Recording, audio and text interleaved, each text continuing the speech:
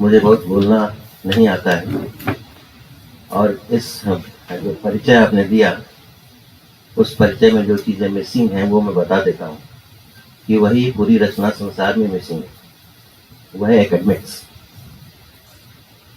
मेरा संबंध एकेडमिक्स से भी काफ़ी गहरा रहा है, बल्कि शुरुआत ही मुझे एकेडमिक्स से हुई है। 23 साल की उम्र में मैं जवाहरलाल नेहरू विश्वविद्यालय का असिस्टेंट प्रोफेसर था और फिर 78-80 तक मणिपुर में, वही मणिपुर जो आज का तरह तरह के टर्मोइल से गुजर रहा है, वहाँ मैंने JNU के पोस्ट ग्रेजुएट स्टडीज सेंटर का निर्माण किया था और बहुत कठिनाइयों के साथ। तो एकेडमिक्स की जो जिम्मेदारी होती है वो लगभग वही होती है जो कला की जिम्मेदारी होती है, जो सिनेमा की जिम्मेदारी होती है। और मुझे लगता है कि दोनों को कभी भी रिस्ट्रिक्ट नहीं करना चाहिए। बहुत सारे विश्वविद्यालय हैं दुनिया में, भारत में भी अब हैं, जहाँ पर एक एस्थेटिक्स और क्रिएटिविटी की एक अलग डिपार्टमेंट होता है। उसमें भाषाएं अधिक नहीं मैटर करती हैं। मेरी फिल्में आप देखें तो कई भाषाओं में बनी हैं। अभी 2019 में मैं बता रहा था कि वही किताब दिल्ली की दीवार, जिसका NSD में संजय उपाध्याय जाने माने निर्देशक हैं, उन्होंने NSD के लिए एक बड़ा प्रोडक्शन तैयार किया था और उसी फिल्म पर, उसी कहानी पर मराठी में फिल्म बनी जो अमोल गोले ने बनाई और उसमें अभिनय किया मराठी के ही जाने माने भाऊ कदम ने, बहुत ही लोकप्रिय कॉमिक एक्टर हैं। उसको भी अवार्ड मिले, कई अवार्ड मिले, 3 या 4 अवार्ड मिले। और अभी क्रिश पर आप जानते हैं उसको, ये संजीव बना रहे हैं। संजीव भी जामिया से ही हैं। तो कहीं ना कहीं हम सब लोग जुड़ते हैं। और अभी मैं देख रहा, जब परिचय दिया जा रहा था तो मैं एक दूसरा पार्ट और एकेडमिक से जोड़ता हूँ। यहाँ नवभारत टाइम्स के हैं, मैं टाइम्स रिसर्च फाउंडेशन में भी रहा हूँ और स्कूल ऑफ सोशल जर्नलिज्म में भी पढ़ा चुका हूँ छात्रों को। तब भी हिंदी और अंग्रेजी दोनों एक साथ होते थे और तब भी आप देखें उसका टर्म क्या था, स्कूल ऑफ सोशल जर्नलिज्म, सामाजिक पत्रिका या पत्रकारिता संस्थान। तो कहीं ना कहीं ये सोशल शब्द जो है ये हमेशा पत्रकारिता हो, साहित्य हो, सिनेमा हो, उससे कभी अलग नहीं किया जाना चाहिए। और होता क्या है, जब हम उसको भूल जाते हैं कि हमारी कुछ सामाजिक जिम्मेदारियां भी हैं, कुछ चीज़ों को जैसा अभी कहा गया कि कलाएं जोड़ती हैं, साहित्य जोड़ता है, संगीत जोड़ता है, विज्ञान भी जोड़ता है, खेल जोड़ता है, अब मानवीय सक्रियताएं जितनी भी हैं वो सब एक दूसरे को करीब लाती हैं। लेकिन हम सब जानते हैं कि ऐसा हमें हमेशा कभी नहीं होता है। बार बार वही ताकतें, वही उपलब्धियां, वही वृत्तियां जो सबको जोड़ने के लिए होती हैं वो तोड़ने के काम में आती हैं। और इसके लिए मैं नहीं कहूँगा, आप विज्ञान का इतिहास देख लें, कला का इतिहास देख लें, भाषा का इतिहास देख लें, साहित्य का इतिहास देख लें, दोनों चीज़ें हैं। किताबें सबको जोड़ती हैं, किताबें लोगों को गुलाम भी बनाती हैं, किताबें एक दूसरे को अलग भी करती हैं। तो मुझे लगता है पहली जिम्मेदारी तो यही होती है, जैसा कहा जाता है कि हर कलाकार कहीं ना कहीं प्रॉफिट होता है, उसको वही काम करना है जो कोई प्रॉफिट किया करता है। उसको वो काम नहीं करना वो चाहिए जो डेविल करता है। और सद और असद दो वृत्तियां हैं जो सनातन आजकल बड़ा प्रचलित शब्द है। सनातन में ही ये गुड एंड बैड है, एंजल्स हैं और डेविल्स हैं। तो इनके बीच में चुनना, अब मैं इसको कहते हैं की नोट्स और एक बीज वक्तव्य। अभी हम लोग बात कर रहे थे, यही बात कर रहे थे, यह सबसे अच्छा और सुविधाजनक चीज़ है। ये मुझे जो जिम्मेदारी दी गई है, बहुत मैं डरा हुआ था कि बहुत दिनों से मैंने इस तरह का एक एकेडमिक लेक्चर देने का प्रैक्टिस नहीं किया है। तो जब सुना कि नहीं ये तो बीज वक्तव्य है, मैं खुश हुआ, क्योंकि बीज जो है की हिंदी में कहते हैं कुंजी। आपको याद होगा कि जब बहुत लड़के बहुत पढ़ते नहीं थे तो कहते थे तुम कुंजी खरीद लो, तो कुंजिकाएं मिलती थी, जैसा आज कोई कोचिंग में होता है। उनसे आप बात करेंगे जो उसको क्लियर कर जाते हैं तो सब स्लमडॉग मिलियनेयर्स हैं। तो कुछ चीज़ें पढ़ाई जाती हैं, कुछ चीज़ें कोचिंग की जाती है और उसमें सफल हो जाते हैं, उनके पास सत्ता आ जाती है। लेकिन ज्ञान शायद जो सबसे बड़ी सत्ता देता है उसे वो नहीं पाते। तो ज्ञान दोनों करता है, knowledge provides you power and knowledge also makes you powerless. तो कहते हैं जो बहुत कम सत्ता जिसके पास होती है वो सच्चा कलाकार होता है और वो पावरलेस होता है, वो सिविलियन होता है। और जितनी अच्छी फिल्में, जितनी अच्छी रचनाएं, जितनी अच्छा संगीत, जितना अच्छा साहित्य वह लिख सकता है जो सबसे नीचे है, वो ऊपर बैठा हुआ कोई नहीं लिख सकता। तो कहीं ना कहीं जो पूरा माध्यम है वो पत्रकारिता का हो या सिनेमा का हो या लिटरेचर का हो, तो पावरलेसनेस की अभिव्यक्ति है। नागरिक एक सिविल एक्सप्रेशन है और उसकी भी जिम्मेदारी होती है। ये ना सोचें कि कोई नागरिक अपने ही दुखों को इतना बड़ा कर ले कि बाकी सारे दुख उसको छोटे लगने लगे। तो वह भी है कहीं ना कहीं एक सामूहिकता। साहित्य में जैसा कहा हमारे अध्यक्ष जी ने, तो सबको जोड़ता है। साहित्य ही उसमें पहला शब्द है, वो जोड़ता है और ये जुड़ा हुआ ही था। आप अगर ध्यान दें जो पूरी क्रोनोलॉजिकल आप इसकी वो देखें कब उत्पन्न हुआ। न सिनेमा अलग था, न नाटक अलग था, न कविता अलग थी, न उपन्यास अलग था, न कहानी अलग थी। तो ये शुरुआत हुई है वो कहीं न कहीं उनको फर्क कर पाना मुश्किल था कि ये कला है कि साहित्य है कि ये नाटक है या सब कुछ एक साथ था। एक बहुत अच्छा म्यूजियम मैं इसका थोड़ा जिक्र करना चाहूँगा, इटली में है। और आप जो FTI से हैं, बहुत सारे लोग जो फिल्में बना रहे हैं तो जरूर जानते होंगे कि शायद यूरोप का सबसे बड़ा जो सिनेमा का संग्रहालय म्यूजियम है वो तो रेनो में है, टुरिनो में। वो कई मंजिला है और वहाँ को स्टूडेंट्स का पास मिलता है। रिसर्चर्स के लिए आप जाइए तो हर फ्लोर में, ग्राउंड फ्लोर से लेकर के और ऊपर के फ्लोर तक, हर सदी में, हर साल में जो जो टेक्नोलॉजिकल डेवलपमेंट होते गया और कैसे उसके साथ लिटरेचर और चाक्षुष अभिव्यक्तियां, कठपुतलियां, छायाएं, शैडोज, और आपके राजस्थान में जैसे है स्क्रोल, तो चित्र होता है, प्रभु की कथा, पूरे चित्र बने होते हैं और एक लैंप लेकर के कोई घूमता है और एक एक चित्र के साथ थोड़ी देर लैंप को जो रोक करके वो उस पात्र की पूरी कहानी सुनाता है।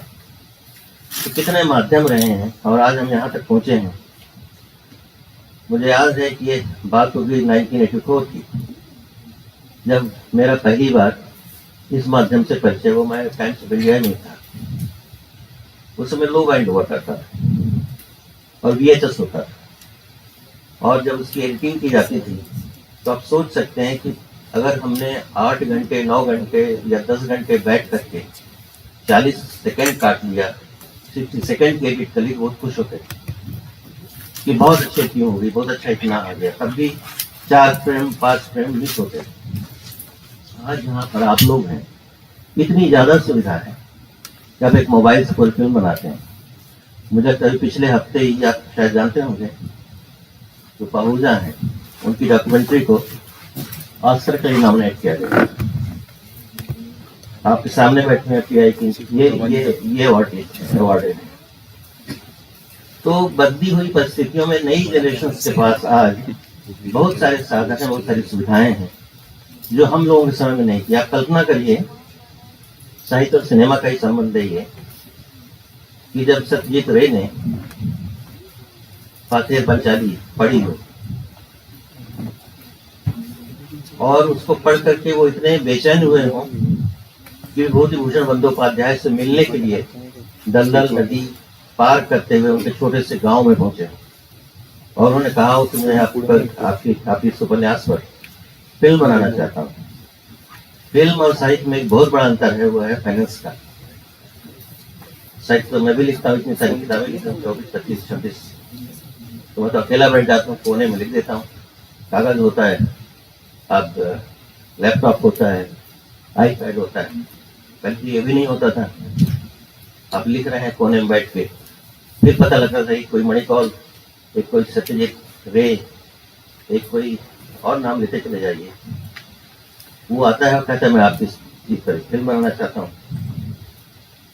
मेरी पहली फिल्म बनी 1986 में, एक छोटी सी कहानी पे बनी। एक छोटा सा मैगजीन, छोटी सी मैगजीन थी जिसको कोई जानता भी नहीं था। बहुत गरीबी में था मैं। तो जब आया तो मैं फिल्म बनाना चाहता हूँ, और उसने 10,000 रुपए का और इतने सारे, ये सिर्फ नजराना आपको प्रणाम करके मैं दे रहा हूँ। तो जब आप जाते हैं साहित्य और सिनेमा में, पहला फर्क यही शुरू हो जाता है। इरफान अब नहीं है। मैं कई बार बहुत गर्व से और ईश्वर को धन्यवाद देता हूँ कि बहुत सारे लोगों ने जो काम शुरू किया, डेब्यू अपना, वो मेरी कहानियों से किया। तो वो फिल्म थी, वो आपको अगर इतिहास में रुचि हो, एकेडमिक्स में हो, पॉलिटिकल हिस्ट्री में भी रुचि हो, तो आप याद करिए कि जो टेक्नोलॉजी का पूरा परिवर्तन हुआ वो 90s में हुआ। 89 और 90, 9 महीने। एक नया शिशु पैदा होता है गर्भ से तो उसको 9 महीने लगते हैं। आप 1989 से 1990 तक के 9 महीने देखिए, तो सब कुछ बदल गया। पूरी टेक्नोलॉजी बदल गई, पूरा कैपिटल बदल गया, कई देश गायब हो गए, उसका पता ही नहीं चला। आइडियोलॉजीज जो थी उनका बिखर गए, झंडे बदल गए। आज आप खोजें यूगोस्लाविया कहाँ है, कहीं नहीं। महान सोवियत संघ कहाँ है, कहीं नहीं। जर्मनी में जाता रहता हूँ, वो दीवार अब रहती है, वो दीवार कहीं नहीं। इतनी चीजें एक होती गई, तो ऐसा लगा कि जो विश्व बंधुत्व का जिक्र अभी हो रहा था वो शायद अब हो जाएगा। लेकिन आज आप देख रहे हैं इतना डिविजन हो गया, इतना फ्रेगमेंटेशन हो रहा है। तो किसकी जिम्मेदारी अब आती है? क्या राजनीति की? राजनीति रही नहीं। तो end of post political age में हम लोग, राजनीति समाप्त हो चुकी है। तो सबसे बड़ी जिम्मेदारी जो है आज समाज को, मनुष्यता को, पर्यावरण को, इकोलॉजी को, सबको बचाने को साहित्य और सिनेमा पर ही, उन कलाओं पर है जो इनकी चिंता करती हैं, जो मानती हैं, जो ये मानती हैं कि अगर एक तितली कहीं पंख पर फड़ाती है तो कहीं टॉर्नेडो आ रहा होता है। एक मधुमक्खी मरती है तो जो सर्वाइवल है वो मुश्किल होता जा रहा है। कुछ गलत नहीं बोल रहा हूँ।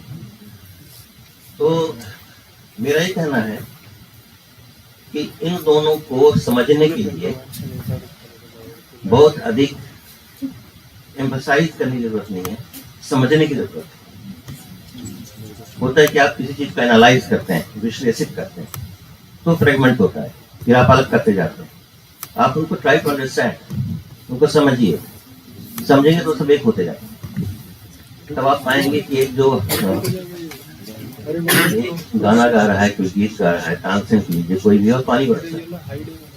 आपको लगता है भाई कैसे पॉसिबल है, ऐसा कैसे हो सकता है? कि कोई, आपने सुने होंगे, किससे सुने होंगे, एक बहुत बड़े उपन्यासकार हैं, उनकी फिल्में बनी हैं, इलियास कौरी। उनकी शुरुआत ही होती है शेख सुलेमान से। तो शेख सुलेमान वो हैं कि जो चबूतरे पर बैठे हैं और चबूतरा नहीं है तो कहते हैं चबूतरा आ जा, तो चबूतरा आ जा। तो ये कलाएं वो काम करती हैं जो आप वास्तव में नहीं कर पाते हैं। ये एक प्रति संसार रचती हैं, एक ड्रीम रचती हैं, एक ऐसा अध्यात्म आपके सामने खड़ा करती हैं कि आप इन सब चीजों को धीरे धीरे भूलने लगते हैं। तो कहते हैं ना कि आदमी जो सिर्फ मटेरियल बॉडी नहीं है। आप आंखों से कोई 6 कोणों का हेक्सागोनल पेंसिल रखिए, आप नहीं देख सकते हैं कि पीछे कितने एंगल हैं। हमारा जो राष्ट्रीय चिन्ह है 4 शेर, मेरी कविता ही है,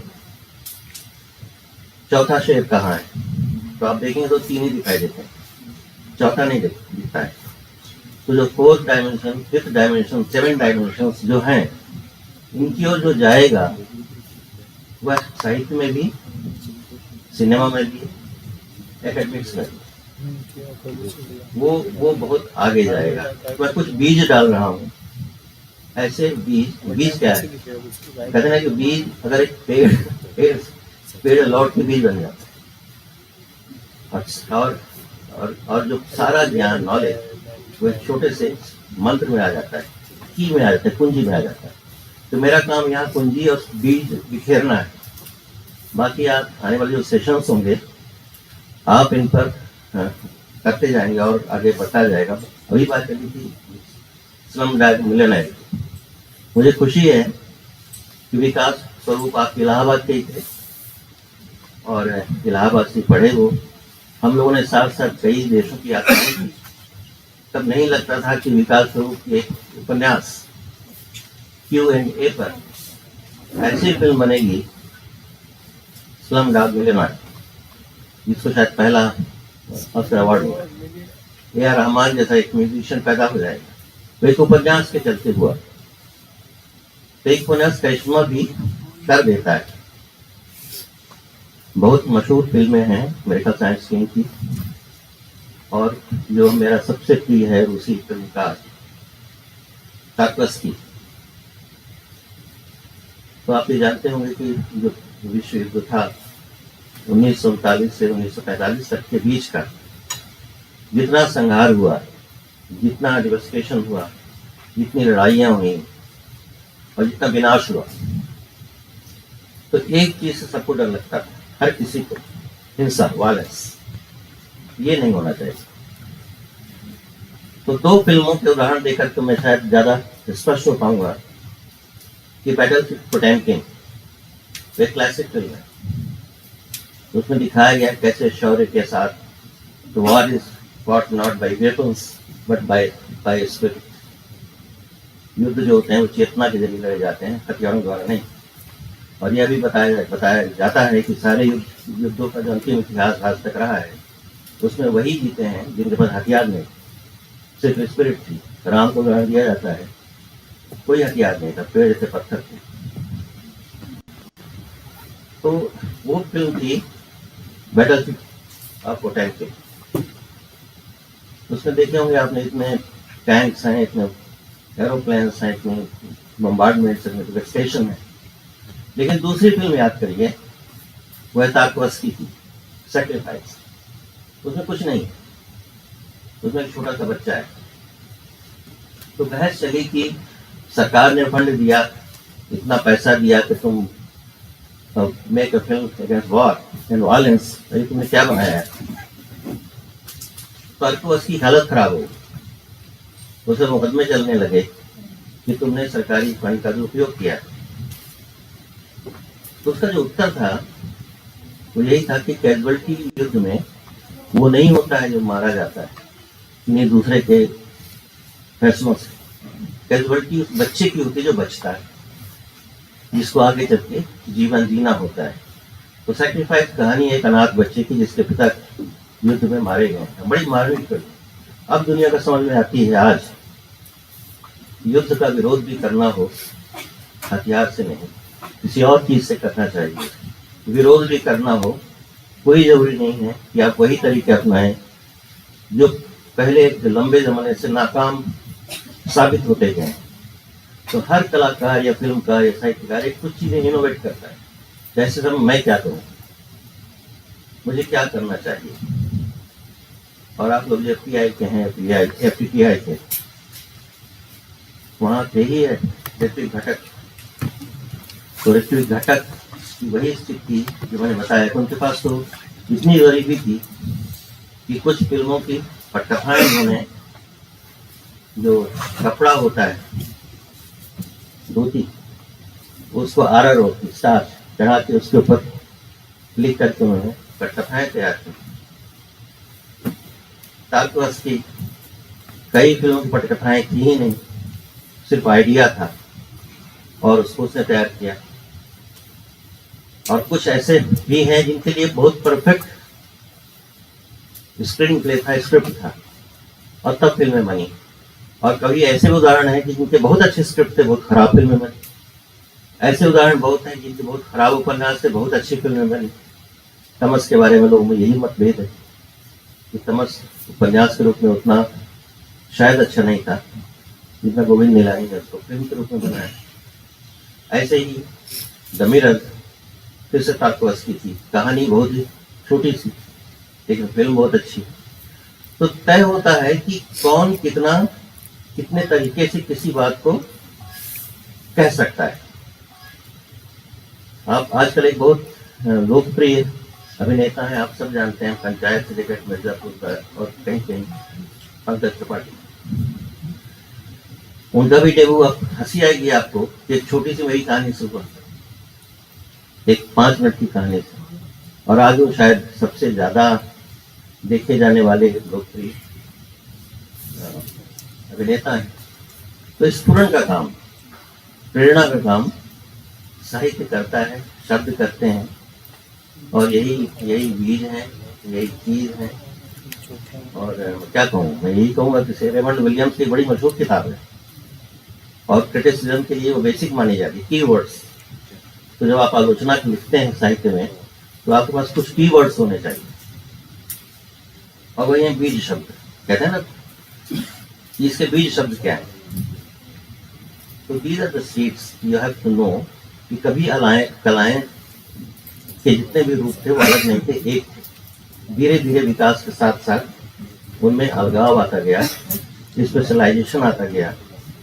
हम लोग हैं तब इन्वायरमेंटल साइंस होता ही नहीं। मैं साइंस का विद्यार्थी था तो जूलॉजी, बॉटनी, फिजिक्स, केमिस्ट्री चारों एक साथ पढ़ने पड़ते थे। अब मेरा बेटा जो है, मैं बता रहा था, उसने बायोकेमिस्ट्री में किया, फिर वो जर्मनी गया, फिर ऑस्ट्रेलिया गया, ऑरिजिन्स पर काम किया, और अब वो इन्वायरमेंटलिस्ट है। तो आप ये ट्रैजेक्टरी देखिए कि आज का जो की जनरेशन है उसकी चिंताएं बहुत बड़ी है। हमारी चिंताएं रही होंगी पर हम उतना समझ नहीं पाते। अब बहुत सेंसिटिविटी है, हाइपर सेंसिटिविटी है बल्कि कहना चाहिए। लोग एक शब्द से आहत हो जाते हैं, एक छोटे से वाक्य से। आप देख रहे हैं, रोज अखबार पढ़ते होंगे, क्या क्या हो जाता है। तो ऐसे समय में जब इतनी सारी सेंसिटिविटीज बढ़ती चली जा रही हैं, तब हमारे पास जिम्मेदारियां कितनी आ जाती हैं कि हम कोई ऐसी चीज न करें कि कहीं आग लगे। कोशिश करें कि पानी बरसे, शांति हो, और समझना बहुत आसान है। मणिपुर का बता रहा हूँ, मैं तो लिखना चाहता था। मैं कितनी उम्र थी मेरी, 25-26 साल, जब मैंने उसको देखा, और कुछ नहीं है। तो सिर्फ ये है कि सबके अपने अधिकार होते हैं, कुछ आकांक्षाएं होती हैं। आप उनकी कल्पना करिए कि जिन्होंने हमारे जैसे लोगों की तरह विश्वास किया और उनके परिवार बने, कि कोई मैतेई है, कोई कुकी है, कोई नगा है, एक ही फैमिली है, वो फैमिली टूट गई, बिखर गए। मैं आपको बता रहा था, मेरा परिवार सो किया कि मेरी एक बहू रोमन कैथोलिक है, एक ब्राह्मण है, एक जर्मन फ्रेंच है, दूसरे भारतीय दिल्ली के हैं, झांसी के हैं। अब कुल मिला के जो परिवार बनता है, सुनने में बड़ा अच्छा लगता है, बड़ा ग्लोबल परिवार है सारी। लेकिन वास्तविकता क्या है? मैंने शायद अभी इंटरव्यू में कहीं कहा था कि जब आप अपने सोशल आइडेंटिटी से, जो कि प्रोवाइडेड आइडेंटिटी है, आपकी नहीं है, जब आप जन्म लेते हैं कोई आइडेंटिटी नहीं होती है, वो प्रोवाइड की जाती है। जब आप उससे अलग हो जाते हैं तो पूरा सिक्योरिटी जो स्ट्रक्चर है वो आपसे अलग हो जाता है। तो this kind of family becomes insecure, it starts living in isolation. और ये मान के चलें कि वही अच्छा राइटर होता है और कलाकार होता है और साहित्यकार होता है, फिल्मकार होता है, जो आइसोलेटेड होता है, जो एलियन होता है, जो हर जगह आउटसाइडर। काफ्का की किताब है आउटसाइड, तो आउटसाइडर हो जाते हैं आप बाहर से देखते हैं, भीतर रहेंगे तो अपने इनजस्टिसेस आपको दिखाई नहीं देंगे, लेकिन आप जब बाहर से देखेंगे तब पता चलेगा कैसा है। जब तक अंतरिक्ष में नहीं गया था कोई, तब तक नहीं मालूम था तो पृथ्वी के ऊपर कितने लेयर्स चढ़ रहे हैं। जिसको ह्यूमन ब्रेड कहते हैं ना, कि फफूंद लगती जा रही है। यही पृथ्वी जो कभी गैगरिन के टाइम पर थी, वो कितनी साफ सुथरी थी, और आज अब जाते हैं पृथ्वी के ऊपर से देखते हैं तो सफेद हो गई है। तो क्या ये फंगस है? पोल्यूशन बढ़ता जा रहा है, पॉपुलेशन बढ़ती जा रही है, चीजें ये सब हो रहा है, तो इसको ऊपर से देख पाते हैं। तो हाउ टू रिवर्स इट, हम इसको कैसे ये ले जाएं, इस तरह ले जाएं जो पहले की तरह लगे। तो मैं एक किस्से के साथ खत्म करता हूँ इसको, छोटी सी बात है। कहते हैं कि जब पहली बार दो छोटे एक ही तरह के किस्से हैं। एक तो मार्क ट्वेन का है, मॉरिशस कभी जाए जरूर, बहुत छोटा सा देश है, बहुत सुंदर है। मार्क ट्वेन को आप जानते हैं, बहुत बड़े साहित्यकार, बहुत बड़े व्यंग्यकार, और मुझे आज नहीं लगता कि उतना बड़ा व्यंग्यकार किसी दूसरी भाषा में होगा। बहुत घूमे फिरे वो मॉरिशस में भी थे। तो मॉरिशस के बारे में उन्होंने कहा कि सबसे पहले ईश्वर ने जो भी थे पावर ने उसे मॉरिशस बनाया, और उसको इतना अच्छा लगा, इतना सुंदर लगा कि उसकी नकल करके, इमिटेट करके उसने स्वर्ग बनाया। उसने पहले ये बनाया। और दूसरा इसी तरह का है कि ईश्वर ने जब एक बेटे को पैदा किया, सन, तो उसे पूछा, ईश्वर ने पूछा सन से, अपने बेटे से, कि तुम कौन हो? तो उसने कहा कि मैं फादर, द गॉड। तो बेटा, oh you might have imitated me, तुमने मेरी नकल की होती है। तो हम सब लोग जो हैं, साहित्यकार हो या फिल्मकार हो, हम जो नकल है, नकल की नकल करते हैं। शायद प्लेटो ने कहा है ना, तो नकल की नकल का नकल करते हैं। और आज तो उससे भी आगे की नकलें हो रही हैं। और नकल कोई बुरी चीज नहीं है। एक वो भी जर्मनी के ही हैं, आप लोग शायद जानते होंगे, पढ़ा होगा, वाल्टर बेंजामिन। तो वाल्टर बेंजामिन को ये था कि जब पूरा जर्मनी दहल रहा था, वो यहूदी थे, यूद्स थे, वो इतने अच्छे थे, वो सबसे मिलते जुलते थे, गाते थे, बैठते थे, स्टूडेंट्स थे, फ्रेंड्स थे। उनको लगता ही नहीं था कि कभी ऐसे दिन आएंगे कि एक रेस मारने लगेगा कि यूज ही सारी चीजों के जिम्मेदार है।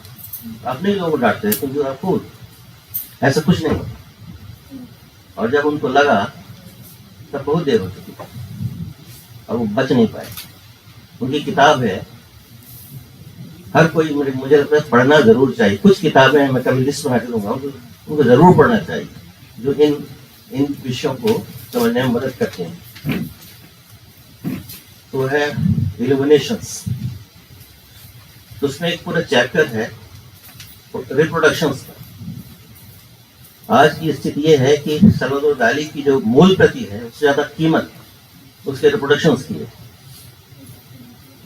आप अगर आज देखते जाएंगे स्पेस और से 2000 है ना, तो आपको लगे कैसा बनाया है, तो क्या क्या है। हरिश्चंद्र देखने जाएंगे, गिरिजा भी चल रहा है, तांगे भी चल रहे हैं, आवाजें भी आ रही हैं, कैमरा हिल रहा है, लोग बोल रहे हैं, लेकिन वो क्लासिक है, दादा साहब फाल्के वाले। तो श्रद्धा पैदा होती उन्हीं को देख करके, रेवरेंस। क्लासिक हमेशा रेवरेंस पैदा करता है, तो उस जमाने में ये बनाई गई। तो कोशिश की जाए कि आज के समय में कोई क्लासिक हो, और तो आप लोगों के द्वारा ही संभव हो पाएगा। और बहुत बहुत शुभकामनाओं के साथ, और आप सबके प्रति मैं आभार व्यक्त करता हूँ कि आपने मुझे इस लायक समझा और यहाँ तक आने का अवसर दिया। बहुत बहुत धन्यवाद।